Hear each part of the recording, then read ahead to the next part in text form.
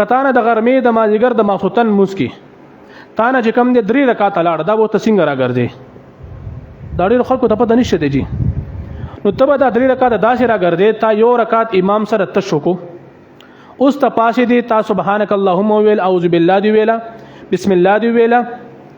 سورت دی ویلو او الحمد دی ویلا سورت دی ویلو او بیا کینا چې بیا د تحیات وږي سبو کې جی التحیات وږي یو ډک رکعت دا ست اول نه رکعت ته به دا تصور کې چې دا دوباره د سر نه مسکم دا ست اول نه رکعت دا شو التحیات یو کو بیا پاسې دی نو د امام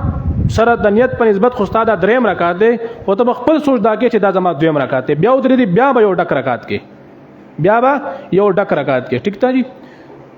3 رکعت شو د امام سے په نسبت یو خپل سوچ په نسبت 2 شو بیا چې ته ودرې دی نو بیا به یو تشکې نو تا یو رکعت امام سره تشکو یو د اخره کې تشکو دا ستا تشکاتونه شو او مېز کې تا چې کم د 2 ډک رکعتونو کو نو ته به دا سوچ کې چې دا کم 2 ډک رکعتونه مو کو دا زما اولنی دي او دا کم چې ما اول کې امام سره کو بیا مې اند کې یو تشکو دا زما خپل 2 تشکاتونه دي الله پاک موږ په دې خبرو عمل کولو توفیق